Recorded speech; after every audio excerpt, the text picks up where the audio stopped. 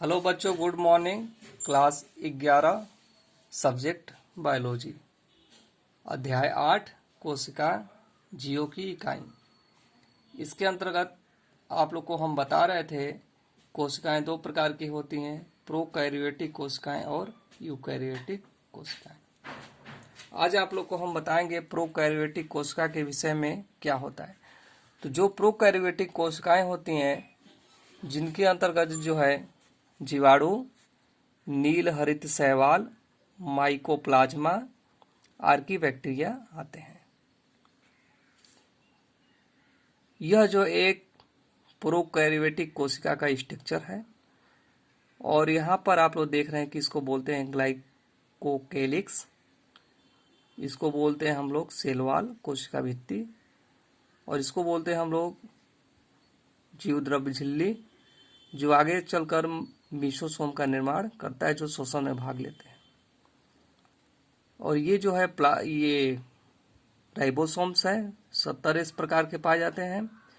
और ये जो है न्यूक्लियोटाइड डीएनए है, यानी गुणसूत्र जो है बिखरे अवस्था में पाए जाते हैं। ये पीली है और इसके उपरांत जो ये प्लाज्मिड है, ये फ्लैजिला है जो चलने की क्रिया में जो है सहायता प्रदान करती है। इसके अंतर्गत आज हम आप लोगों को बताएंगे, सबसे पहले जो है ये एक प्रोकैरियोटिक कोशिका का जो फिगर है, इसके अंतर्गत हम आप लोग को ग्लाइकोकेलिक्स के विषय में जानकारी देंगे कि जो ये बाहर की परत होती है, ग्लाइकोकेलिक्स क्या होता है। तो जो ग्लाइकोकेलिक्स होता है, इससे जीवाणु की सुरक्षा होती है। बाहरी परत होता है, इससे जीवाणु की सुरक्षा होती है। इसे स्माइल परत यानी कि स्माइल लेयर कहते हैं। जब ये पॉलीसेकेराइड की बनी होती है तो ग्लाइकोकेलिक्स कहते हैं, लेकिन जब ये पॉलीसेकेराइड और पॉलीपेप्टाइड की बनी होती है तो इसको क्या बोलते हैं? कैप्सूल बोलते हैं। तो प्रश्न हमेशा पूछा जाता है कि मान लीजिए कि ये जो है यदि पॉलीसेकेराइड की बनी है तो क्या कहलाता है? तो ग्लाइकोकेलिक्स कहते हैं। मगर ये पॉलीसेकेराइड और पॉलीपेप्टाइड की बनी होती है जिसको हम लोग कैप्सूल बोलते हैं। अब देखेंगे कि यह कोशिका भित्ति के बाहर एक आवरण के रूप में मिलते हैं। इसमें पानी की अधिकता होने के कारण आवश्यकता पड़ने पर यह जीवाणु कोशिका की पानी की कमी को पूरा करने में सक्षम होते हैं। यहाँ पे पानी जो होता है, वाटर जो होता है, कोशिका जो है इससे वाटर जो है प्राप्त कर लेते हैं। इसके बाद हम लोग देखेंगे कोशिका भित्ति। तो जो कोशिका भित्ति यहाँ पे आप लोग को दिखा रहे हैं हम कि जो सेल वॉल है, दूसरा जो अंदर का हिस्सा है सेल वॉल यानी कोशिका भित्ति, उसके विषय में आप लोग समझिए। तो कोशिका भित्ति सेल वॉल, कोशिका भित्ति प्रबल तथा दृढ़ होती है, मजबूत होती है, जिससे जो है वो सेल की रक्षा करती है, प्रोकैरियोटिक कोशिकाओं की रक्षा होती है। कोशिका भित्ति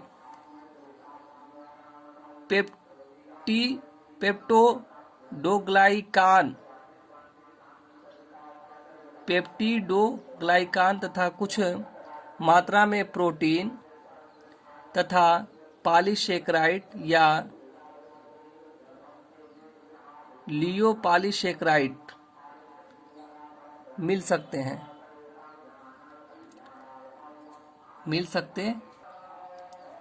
तो यहाँ पे हम लोग देखेंगे कि जो ये लिपोपॉलीसेकेराइड और पॉलीसेकेराइड जो है कोशिका भित्ति के निर्माण में जो है भाग लेते हैं।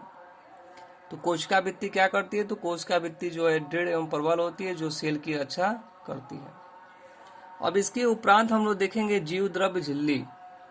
यहाँ पे देखेंगे कि जो ये अंदर का भाग है, तीसरा नंबर, इसको बोलते हैं जीवद्रव्य झिल्ली, प्लाज्मा। तो जो जीवद्रव्य झिल्ली होता है यह प्रोटीन और लिपिड और कार्बोहाइड्रेट की बनी होती है। तो जो जीवद्रव्य झिल्ली होता है इसमें 60% प्रोटीन होता है, 60% और 30% लिपिड होता है और 10% कार्बोहाइड्रेट होता है। और जो जीवद्रव्य झिल्ली होते हैं यह पोषक पदार्थ यानी कि न्यूट्रिएंट्स तथा उत्सर्जी पदार्थों के आदान प्रदान पर नियंत्रण रखती है। कौन? जीवद्रव्य झिल्ली।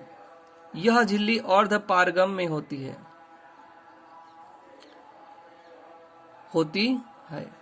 अब इसके बाद हम लोग देखेंगे मीसोसोम।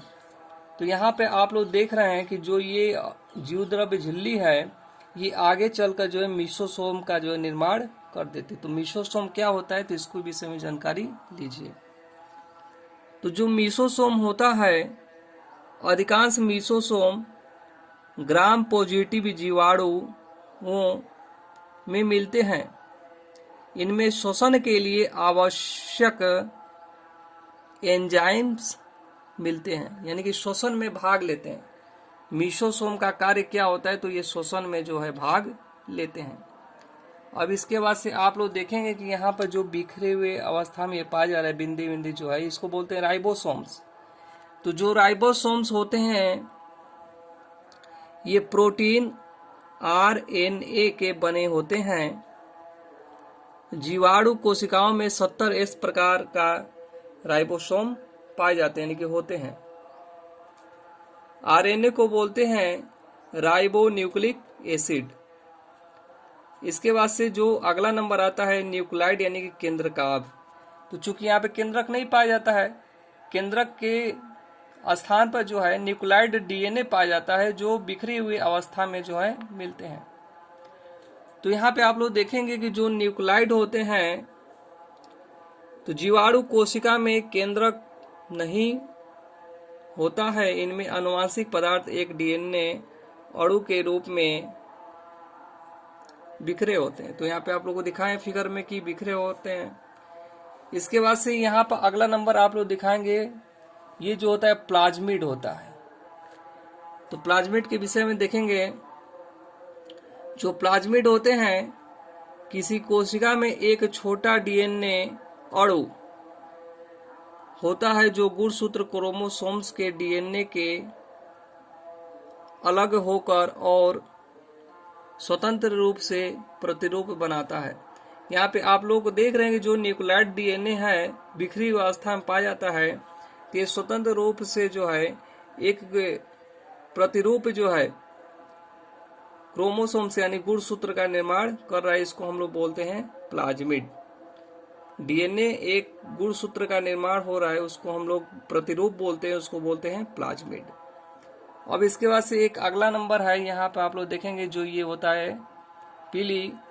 तो पीली क्या होता है तो जीवाणु संयुग्मन के लिए आवश्यक उपांग होता है, यानी कि जब इनमें अलैंगिक जनन होता है तो उस जनन में जो है ये अपनी भूमिका अदा करते हैं। कुछ बैक्टीरिया प्रजनन चक्र की शुरुआत में पीली पर रिसेप्टर्स से जुड़े होते हैं। तो आप लोगों को आज इनके विषय में हम जानकारी दिए हैं कि क्या क्या चीजें होती हैं। तो यहाँ पे आप लोग एक बार और देखिए,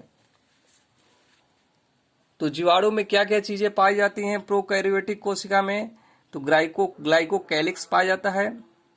तो ग्लाइकोकैलिक्स यानी कि जब ये पॉलीसेकेराइड के बने होते हैं तब इसे ग्लाइकोकैलिक्स बोलते हैं, लेकिन जब ये पॉलीसेकेराइड और पॉलीपेप्टाइड के बने होते हैं तो इसी को हम लोग बोलते हैं कैप्सूल।